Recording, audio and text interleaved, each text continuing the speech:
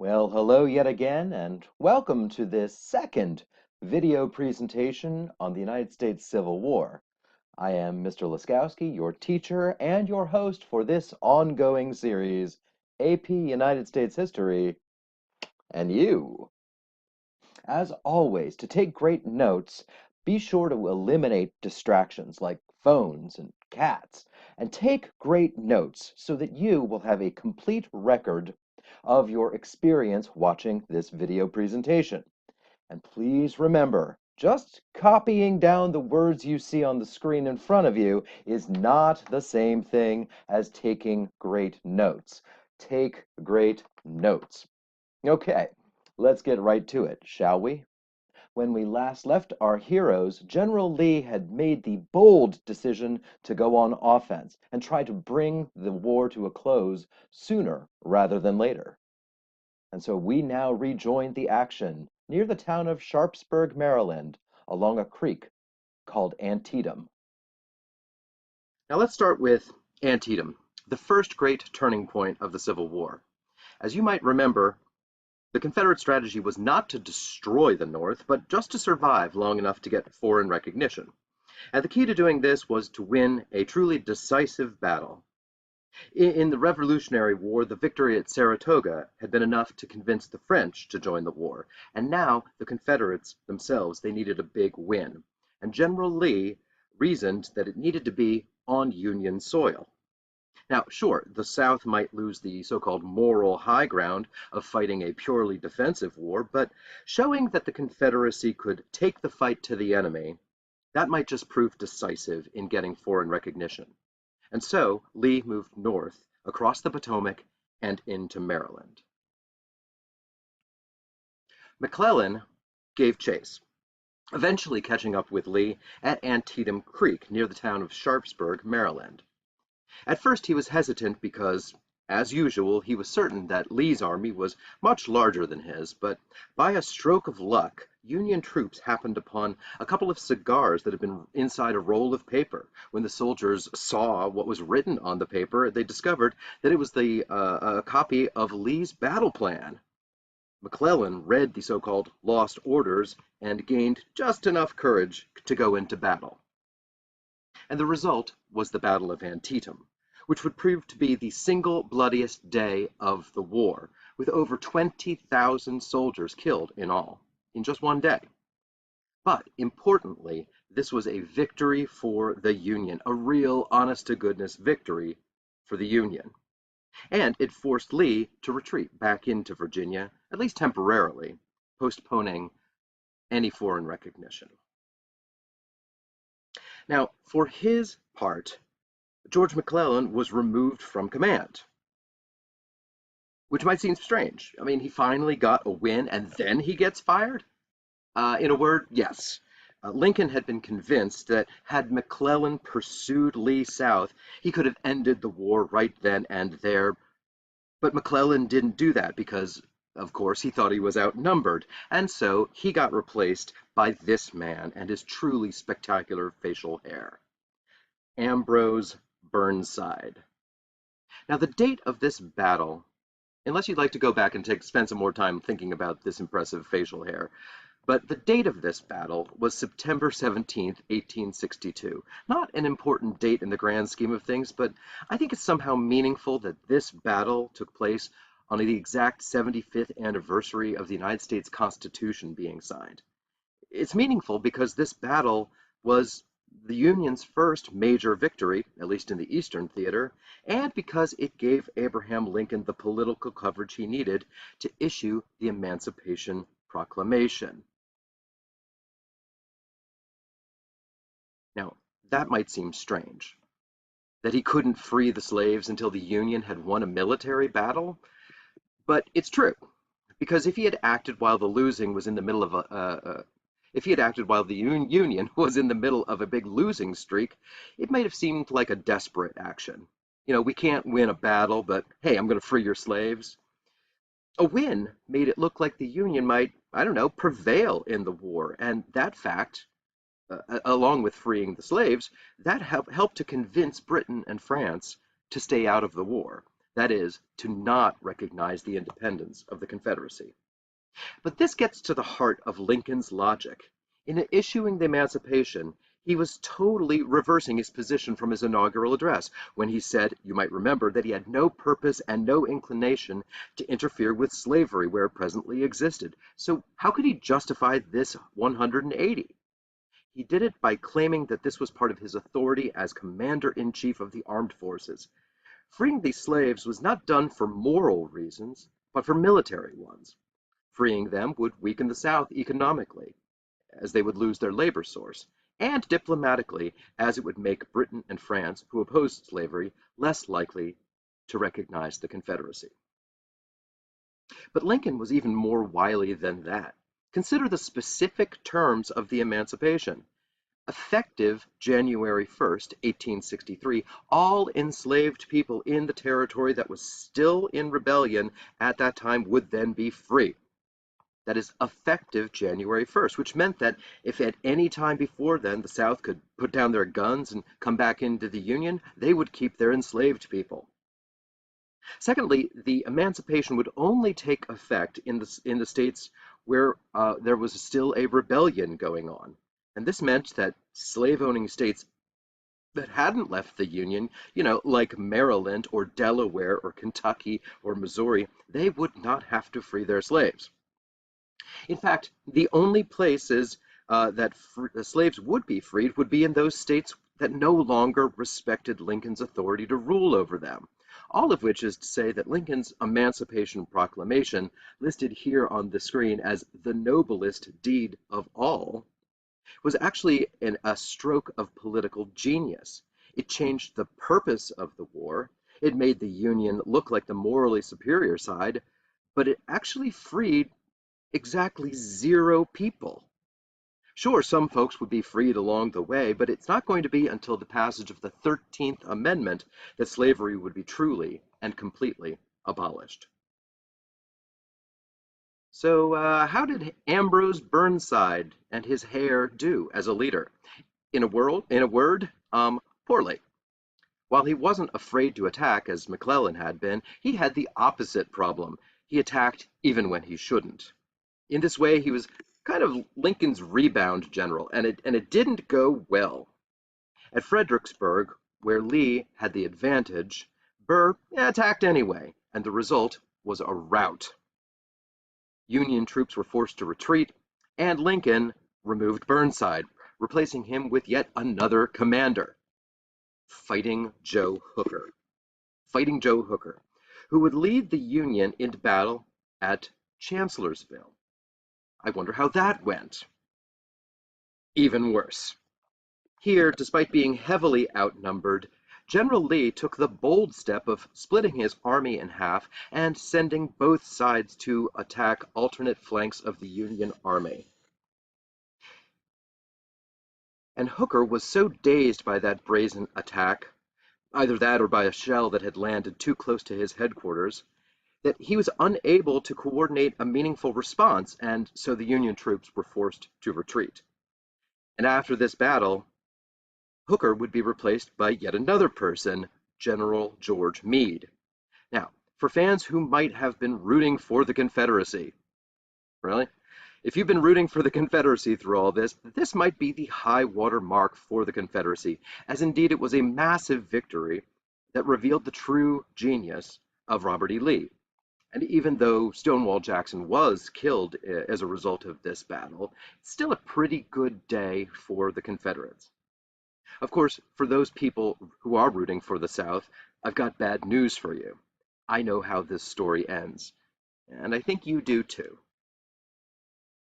So, a quick check of the map will reveal something interesting about the battles that had been fought by the summer of 1863. By and large, each battle that took place on Southern soil had been, to some extent, a Union victory. Let me say that again. Each battle that took place on Southern soil had been, correct that, no, a Confederate victory. In fact, the only Union victory in the Eastern Theater up to that point had been Antietam, and that was only a win for the North because those battle orders had been found by Union soldiers in that roll of cigars. In other words, by luck. Still, by June of 1863, Robert E. Lee found himself in the same situation that he had been before Antietam, needing to prove the viability of the Confederacy by winning a battle on Union soil. To borrow a sports metaphor here, you can't win a game just by playing great defense. Sooner or later, you need to go on offense and put some points on the board. For General Lee, this meant going back north and trying to win another battle, but this time in Union territory. And his logic was this: the Union had more soldiers and more supplies than the Confederacy. The longer this war goes on, the harder it's going to be to win the war on the battlefield, and the tougher it's going to be to convince foreign governments to recognize the independence of southern states, especially because they weren't exactly fans of slavery. So the South needed to win, and they needed to win quickly. So if they took the fight to the Union, not only would it demoralize Northern soldiers, it would convince the British and the French that the Confederacy was actually viable, strong enough to succeed. And this would also encourage the peace faction in the United States Congress to push for a negotiated end to the war. And negotiation meant independence for the Confederate States of America. Was it a risk? Of course, but it was a calculated risk. And so General Lee rolled the dice once more and moved his army north into Union territory in late June 1863.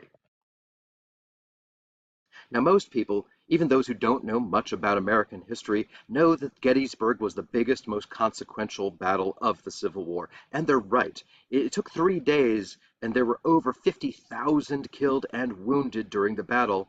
But what makes this significant was that it was also a major turning point in the war. Just like Antietam had been, this is also a turning point in the war. Remember, Lord and Lady AP don't really care about military history. They care about beginnings and endings and turning points. And we've already seen one turning point, remember Antietam 5 minutes ago? Because it led to the Emancipation Proclamation. Gettysburg would be a turning point because it would be the last time the Confederacy went on offense, which meant it was the last time the South had a realistic shot at winning the war and gaining foreign recognition. And that's one heck of a turning point.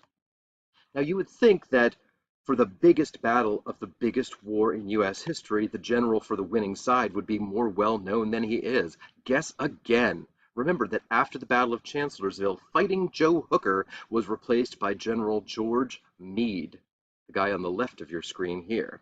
Remember, Hooker had been dazed and defeated at Chancellorsville, and so the revolving door of Union generals spun again. And this time, it was George Meade's opportunity.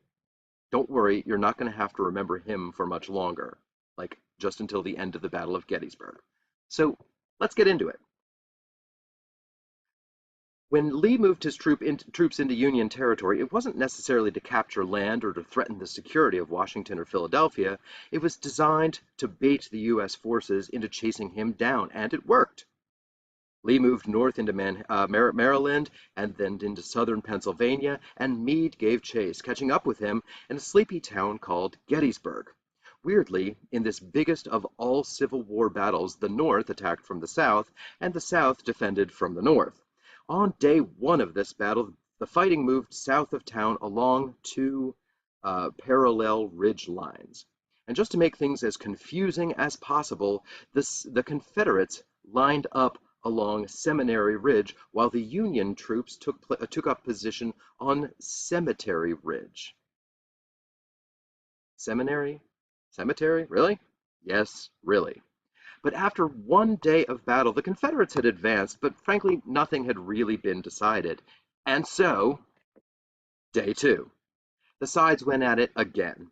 The fighting continued along these ridgelines, with each side trying to outflank the other, try to get around the side of the army and force them to retreat. And then, in one of the most consequential moments, which is also the dramatic high point of the movie Gettysburg, if you're interested, both sides set their sights upon two little hills to the south, entirely obscured by my face in this map. Oh well. They're called Little Round Top and Big Round Top. And if the Confederate soldiers could get to the top of those hills, they could essentially fire straight down the Union line and force it to retreat. As it happens, the Union troops got to the hills, but by late afternoon they had run out of ammunition. Against all better judgment, the commander of Union soldiers there at Little Round Top, a man by the name of Joshua Lawrence Chamberlain, ordered his men to affix their bayonets and charge down the hill at the Confederate soldiers, skewering them and shish-kebabbing them as they went. The surprise move, late in the afternoon of the 2nd, startled the Southern soldiers, and it forced them to retreat. Now, some historians like to say that this action saved the day, and saved the battle, and likely saved the Union. But by the end of day 2, thousands of soldiers had died, but the battle was still not resolved.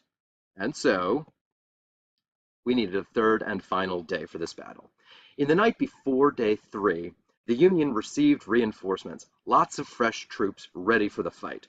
And General Lee faced a momentous decision between two bad options: launch a direct frontal assault against the larger force and possibly lose, or retreat and never have another realistic chance at winning the battle on Union soil, and thereby losing any real hope of foreign recognition and winning the war.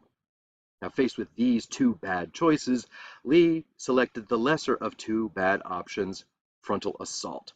And so on day 3, Lee asked General George Pickett's men to attack the center of the Union line, and they did. And they failed. And that forced Lee to retreat south, back across the Potomac, and back into Confederate territory. The war's biggest battle was now over.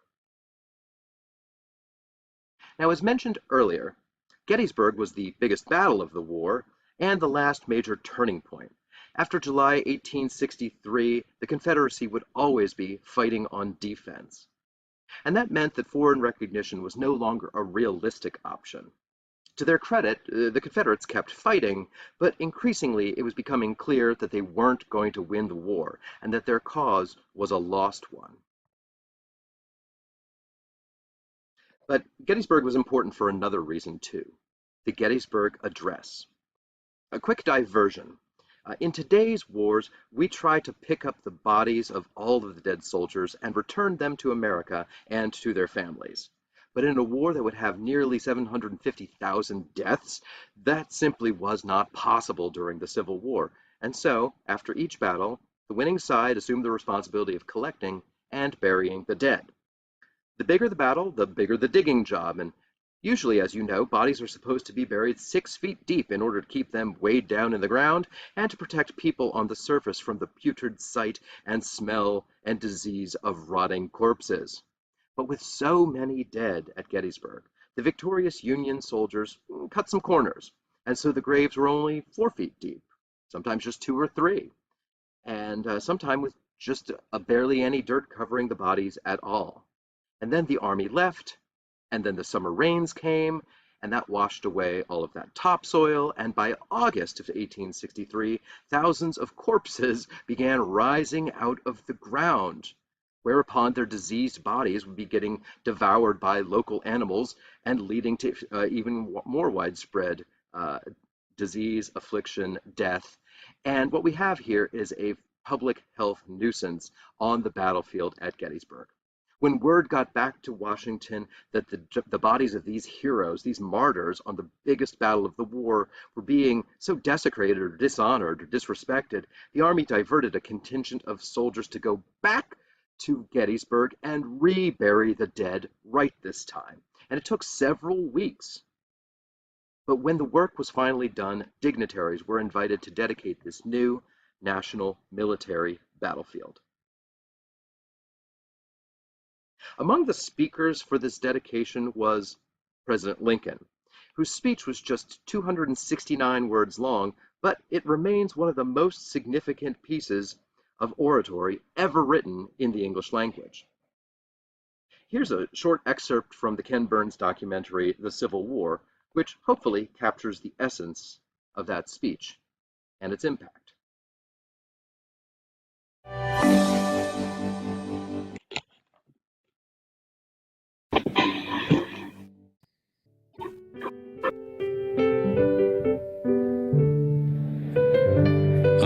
November 19th, Lincoln traveled to Gettysburg to dedicate the new Union Cemetery.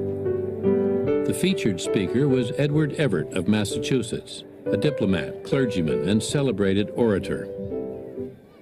The president had been invited almost as an afterthought to offer a few appropriate remarks. Everett spoke for not quite 2 hours. Then Lincoln rose. A local photographer took his time focusing. Presumably, the president could be counted on to go on for a while. But he spoke just 269 words. He started off by reminding his audience that just 87 years had passed since the founding of the nation. And then he went on to embolden the Union cause with some of the most stirring words ever spoken. Lincoln was heading back to his seat before the photographer could open the shutter. Dear Mr. President, I should be glad if I could flatter myself that I came as near to the central idea of the occasion in 2 hours as you did in 2 minutes. Edward Everett.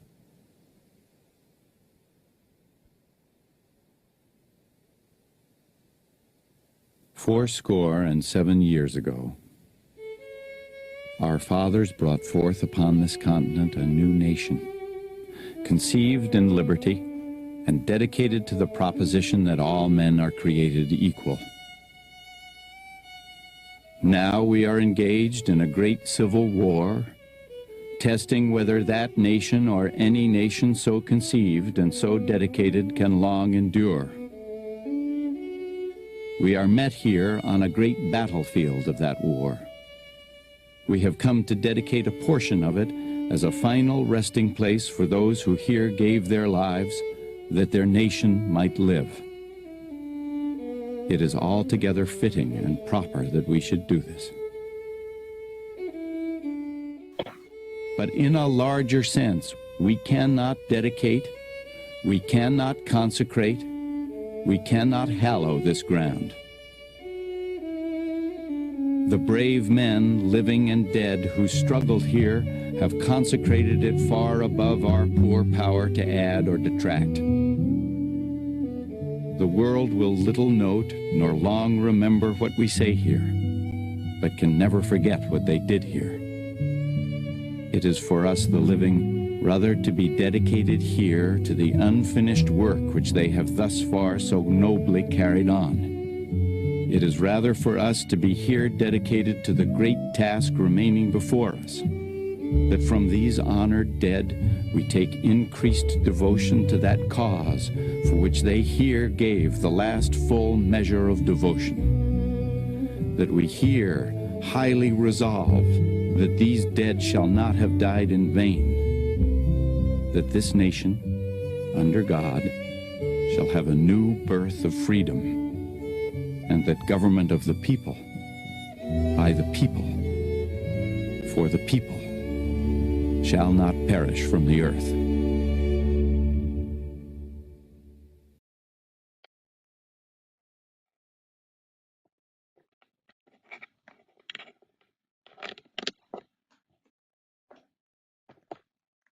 So far, we have really only talked about the war in the Eastern Theater, with the Union trying to capture Richmond and the Confederacy trying to protect Richmond and survive long enough to get foreign recognition.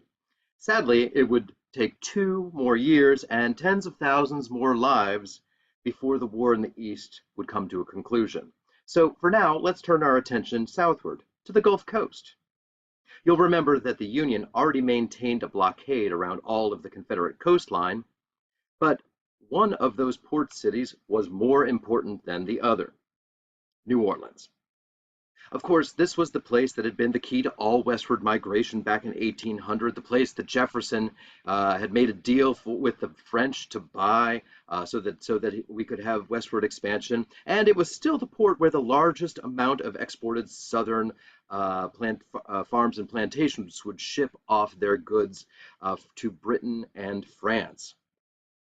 To the Confederacy, keeping New Orleans was essential, but to the North, capturing it was every bit as important. And so we meet this man, Admiral David Farragut, a Union officer who has earned a place on my wall of awesome. And not just because back when my father was in the Navy, he served upon a destroyer called the USS Farragut, although that doesn't hurt.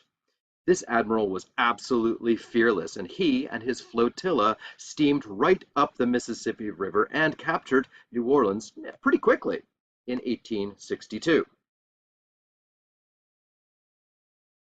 Then he moved further north to capture Port Hudson on his way to helping out with the siege of Vicksburg in 1863.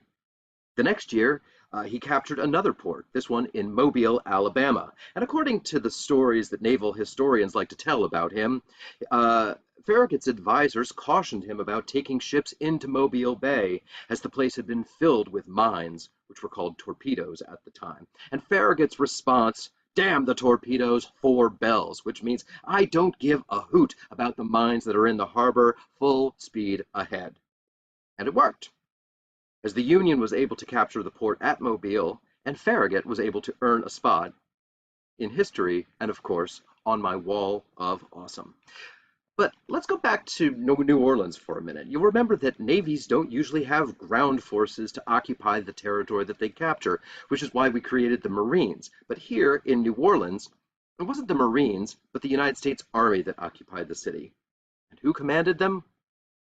An impossibly ugly man who looked kind of like an abused basset hound. Benjamin Butler. Benjamin Butler. Very quickly, Benjamin Butler earned a reputation for being a harsh commander, and the people of New Orleans, which mostly consisted of women and children with so many men off fighting in the war, they grew to despise Butler and all of the Union occupiers. But what could these women do to show their disdain for their northern occupiers? They weren't exactly armed. However, they found other means. For instance, in the days before plumbing, people used chamber pots. These pots would be filled with, urine and feces, and eventually they had to be emptied. Often that involved opening the window and pouring the contents out onto the street below. And if some women just happened to wait until a line of Union soldiers were marching by to empty out those chamber pots, well, mistakes happen. Imagine how it must have been to be a Union soldier patrolling the streets of New Orleans, surrounded by people who hated you and would fling excrement down upon your head. Not exactly what you saw on the recruiting poster, was it? But this low-grade hostility from New Orleans women became such a problem that Butler issued General Order Number 28, which said, "As officers and soldiers of the United States have been subject to repeated insults from the women calling themselves ladies of New Orleans, in return for the most scrupulous and non-interference and courtesy on our part, it is ordered that hereafter when any female shall by word, gesture, or movement insult or show contempt for any officer or soldier of the United States, she shall be regarded and held liable to be treated as a woman of the town plying her avocation." Now, maybe you're too sophisticated to know what was meant by woman of the town, but it means a prostitute. Show us disrespect, and we'll put you in jail for prostitution. Perhaps now you know why so many people in New Orleans hated Benjamin Butler so very much. But how much? Well, I heard stories when I was in graduate school about how people would put pictures of Benjamin Butler at the bottom of their chamber pots, going back to the chamber pots. Put pictures of Butler down at the bottom of their chamber pots, ostensibly to encourage them to improve their aim. And that was probably just a legend, right? Evidently not. I found this old chamber pot on eBay, and I didn't buy it because, well, it's a game-used chamber pot. But now I kind of regret that I didn't. I mean, it's not as functional as Oneida silverware, but it's a pretty good conversation starter. Now, if you have one of those Civil War chess sets, you're probably wondering when we're going to get around to talking about Ulysses Grant. Folks, that moment has arrived. While the Union was losing battle after battle after battle after battle and getting new generals all the time in the Eastern theater, the war in the West was a different story entirely. Ulysses Grant moved his army south along the Ohio and Tennessee rivers, capturing Forts Henry and Donelson before meeting the Confederates at a battle called Shiloh. The battle was a huge Union victory, and it took place in April of 1862, which is really early in the war and long before any of the Union victories in the East. And given how much we've talked about the need for Union victories, you might ask why Shiloh doesn't count. Why didn't it inspire the Emancipation Proclamation? And the truth is that for as many battles as the Union won out west, and for as important as it was to defeat Confederate armies and to seize Southern land, the West was, in the Civil War, it was the equivalent of baseball's minor leagues, which is, smaller in significance than that of the East, which was the major leagues in this metaphor. Case in point, most people know about all of the great home run hitters in Major League Baseball. Babe Ruth, or Hank Aaron, even Barry Bonds. Some of you might not even know that the exact number of home runs that Barry Bonds hit. 762 if you're counting. But what about the minor leagues? I mean, people hit home runs there too, but it's just not viewed as being as significant. And so here's your first ever APUS presentation Easter egg. I'll give a fashion prize to the first student who can tell me the name of the player who holds the record for most minor league home runs. And if you can find out, then only you and that guy's mother are going to care because, quite frankly, the minor leagues just don't get the attention and respect that the major leagues do. So back to the war. After Shiloh, Grant captured Memphis and then worked his way down the Mississippi just as Admiral Farragut was working his way up. Eventually, the two gained so much territory that the land around Vicksburg was pretty much the only piece of the Mississippi River that was left uncaptured. And therefore, it was the only link between Texas and Louisiana and Arkansas and the rest of the Confederacy. And perhaps this explains why the Confederates held on to Vicksburg with all their might. It took Ulysses Grant several months to finally make Vicksburg surrender. He tried attacking it from the north and from the south, and by digging a canal to try to divert the Mississippi River away from Vicksburg. But eventually he realized that the best thing to do was to capture the capital city of Jackson and seize the only train line bringing supplies to Vicksburg. And then, when he had cut off all contact between Vicksburg and the rest of the world, he surrounded the city and waited for the people to starve to death or surrender, whichever came first. And the story of the siege of Vicksburg is brutal, and it's filled with legends. And according to one legend, once Vicksburg ran out of meat, it began killing and eating all of the family pets. And once all of the family pets were gone, suddenly the rats and mice in the town started disappearing. And eventually, the citizens of Vicksburg became so hungry that they might even peel off the wallpaper and lick the wallpaper paste, because the paste at least contained a little bit of protein. Friends, if you are ever surrounded and besieged, and you're so hungry that you start licking wallpaper paste, go ahead and just surrender. And that's eventually what Vicksburg did on July 4th. 1863. And that date is significant not only because it's Independence Day, but also because it's exactly one day after the Union victory at the Battle of Gettysburg. In just one 24-hour time period, the Confederate likelihood of victory in the Civil War dropped from unlikely all the way down to nearly impossible. And yet, they kept on fighting.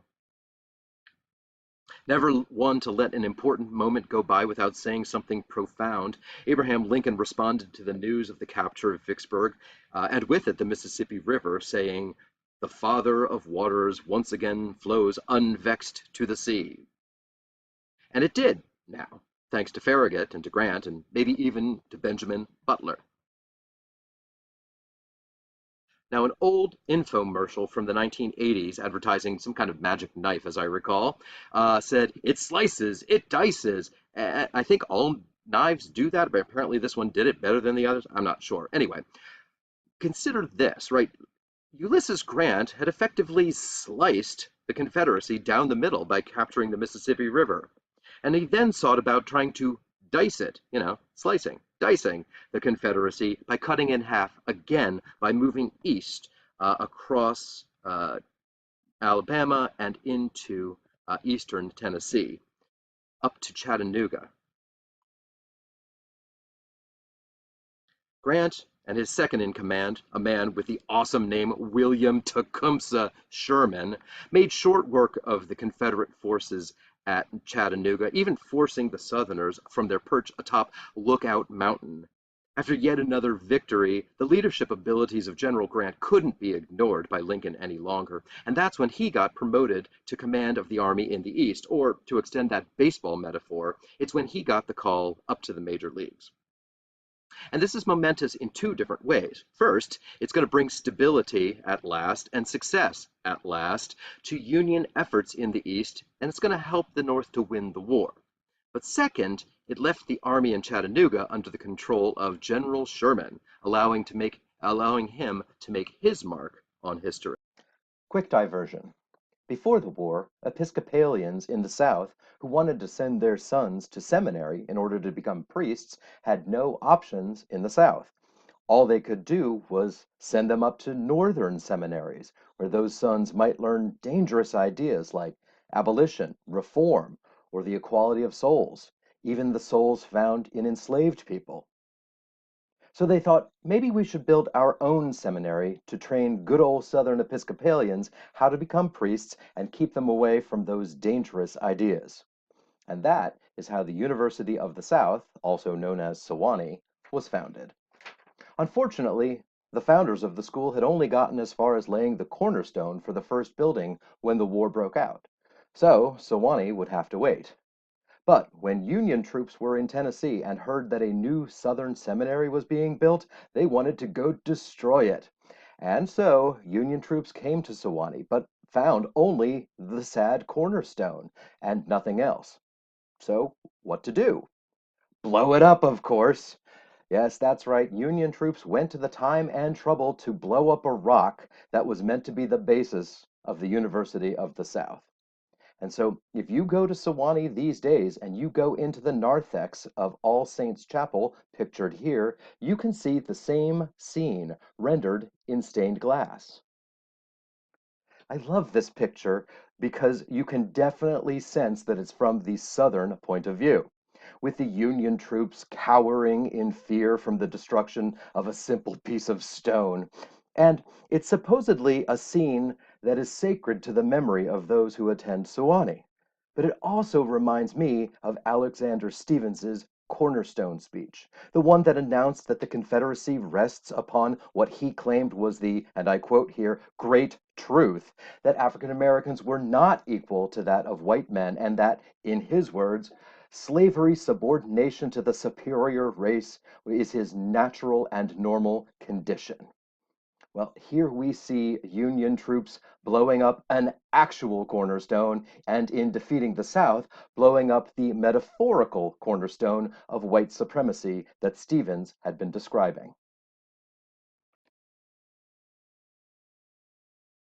General Sherman advanced from Chattanooga down toward Atlanta. His opponent, Joe Johnston, the one whose injury in the Peninsula Campaign had led to the rise of Robert E. Lee, Johnston practiced something that Latin scholars might know as Fabian tactics. Put simply, the classical general Fabius believed that when you don't have numerical or tactical advantage, you should engage in something called strategic retreat, because it's better to give up a little bit of territory than fight a battle you're going to lose. And so Johnston assessed the situation, and seeing that he was vastly outnumbered by Sherman, he ordered a strategic retreat. And the more he retreated, the closer Sherman got to Atlanta. And by the time that happened, President Davis had had enough of Joe Johnston and his retreating, and he replaced him with a man he knew would fight. John Bell Hood, This man, with his impressive beard, he was battle-tested. He had lost a leg, the use of a hand, one eye in earlier battles, and Davis knew that he would attack and he would defend Atlanta. What happened instead was that Hood decided that the best way to protect Atlanta was, wait for it, to abandon Atlanta. What now? See, he believed that if the Confederate Army could slip past Sherman's troops and re-invade Tennessee, then Sherman would have to turn around and chase him, thereby keeping Atlanta safe. Foolproof logic. But what Hood did not count on was the fact that another army was already in Tennessee waiting for him. And despite being outnumbered and outgunned, General Hood attacked anyway, both at Franklin, Tennessee, and in Nashville on the grounds of what is now Vanderbilt University.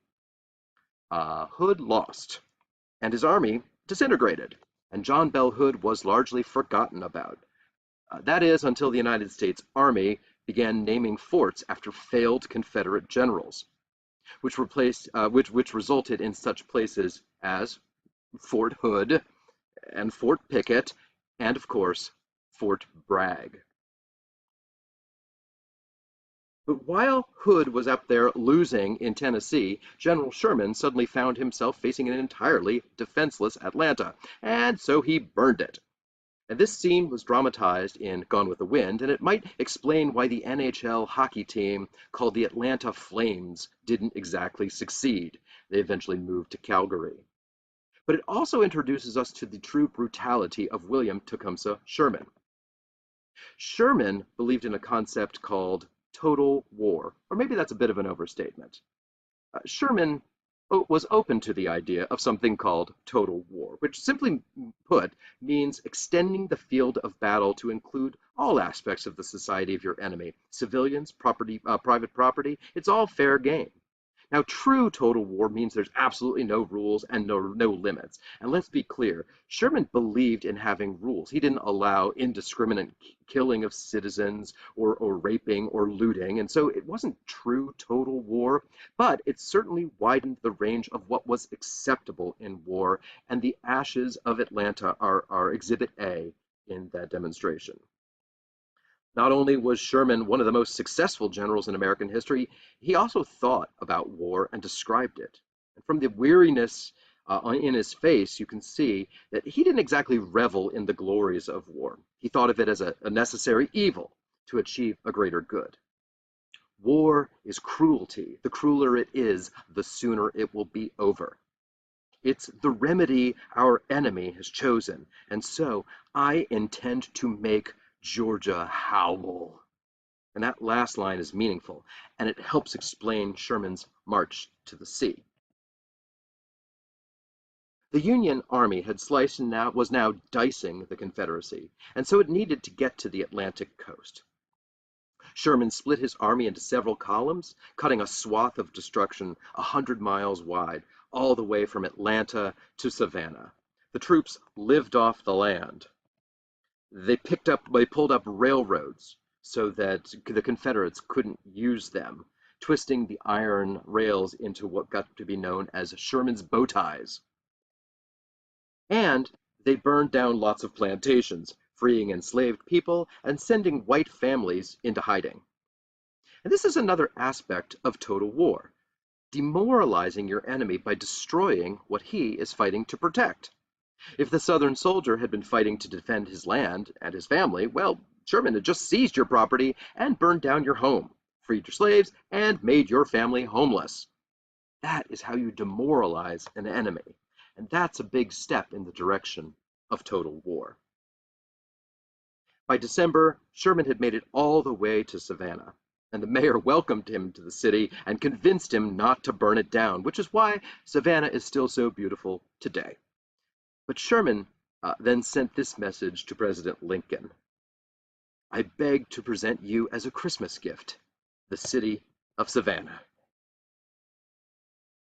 Now, if things were looking bleak for the Confederacy, just wait. They're about to get bleaker, and then bleaker-er. General Grant, after getting the call up to the major leagues, implemented a war strategy called coordinated simultaneous attack. And It meant that, and he meant that because the Union had the numerical advantage and it could afford to attack everywhere. And by attacking all over the map at the same time, the Confederates couldn't coordinate a response. All they could do was retreat, and each inch of land that the Union gained was one less inch that the Southerners controlled. And the Union could continue squeezing the Confederacy until it was right out of existence. And if this sounds kind of like how, I don't know, an anaconda might surround and suffocate its prey, perhaps you can hear the muffled laughter of General Winfield Scott saying, "I told you so." But going on offense also meant losing more troops. But this strategy served both a military and an economic objective. Capturing territory that from Southerners took that land out of production for the Confederacy, and attacking everywhere depleted the South's men and materiel. General Grant knew that he had the numerical advantage, and so he could replace Union soldiers more quickly than the South could resupply its troops. To put it one way, each bullet that the Confederates fired into the body of a Union soldier was one less bullet that they would have to fire in the next battle. Eventually, the South would run out of bullets before the North ran out of men. And perhaps it's not surprising that General Grant earned the reputation of being a butcher, willing to sacrifice thousands of lives to achieve victory. And he might have been a butcher, but he was a really, really effective one. And we see this in the Wilderness Campaign. Grant attacked, and then attacked, and then attacked again, trying to get to Richmond. At the Battle of Cold Harbor, he lost about 5,000 men in about 20 minutes of fighting, which is staggering, but it didn't stop him from advancing. Eventually, he pushed his way all the way to the outskirts of Petersburg, the last thing standing between him and his ultimate objective, Richmond. As he had done in Vicksburg, Grant laid siege to the place, waiting it out, starving it out. And the siege lasted several months. But finally, in 1865, early 1865, Lee's troops had to evacuate Petersburg and then retreat out west along the Appomattox River. Here you see the siege of Petersburg, as it says, which lasts several months. Eventually, once the Lee's troops could not hold on to Petersburg any longer, he had to retreat out along the Appomattox River, as you see here on the map, and that left Richmond entirely defenseless. Grant moved up into Richmond and promptly burned it. 4 years after the war had started, the Union had finally achieved its objective and captured the capital of the Confederacy. And even though he was forced to evacuate his home and his capital, President Jefferson Davis put an optimistic spin on the events, declaring, "At last we are free from the tyranny of the cities." Stay positive, Jeff. Stay positive. When President Lincoln heard that the Union had at last captured Richmond, he wouldn't believe it unless he went there for himself. And he said, "I want to see Richmond."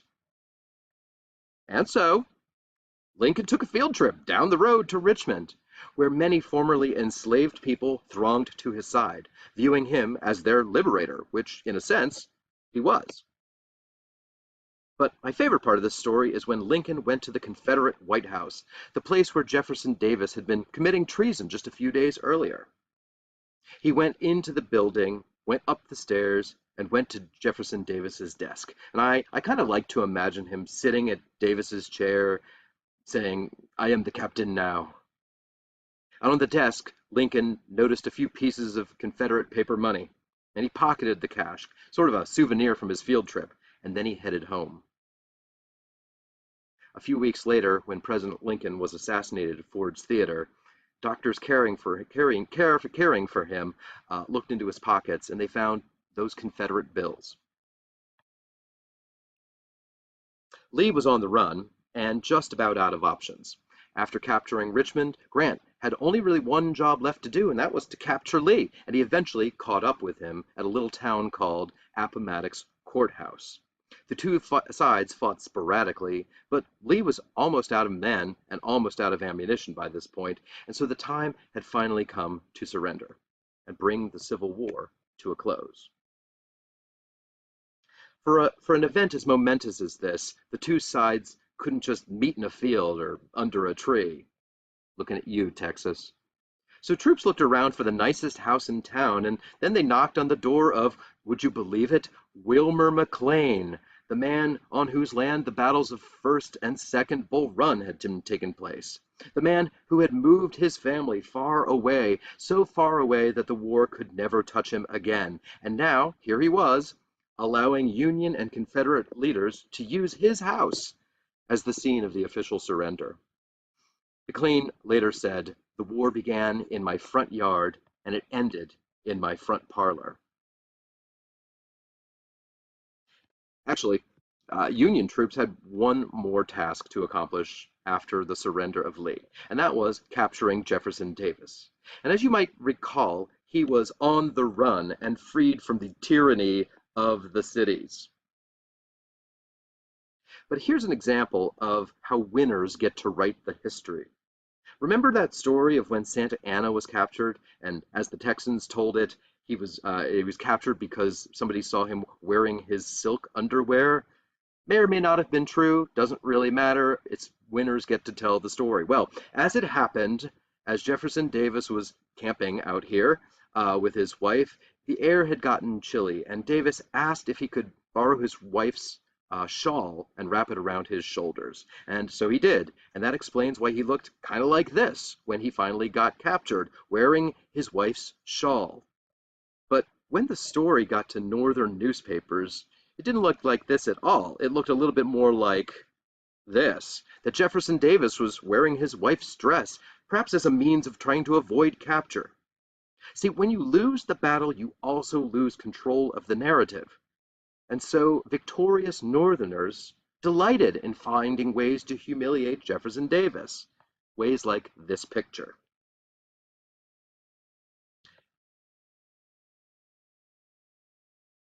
I'd like to conclude with this chart of war casualties. These are the official totals, reporting that North and South, there were about 618,000 people who died in this war. Modern research has found that this number is a vast undercount, that the total deaths from the Civil War are somewhere in the neighborhood of 725,000 to 750,000 dead. That's quite a rounding error. But it's huge numbers either way, and you may rightly say that this was America's apocalyptic moment. But when it was over, the Union had in fact been saved. Now, rebuilding it would be another challenge altogether, one that would last even longer and lead to another series of social and economic and racial scars which have still not fully healed. But that's for another time. For now, thank you for your time and your attention. I'm going to see you in class soon.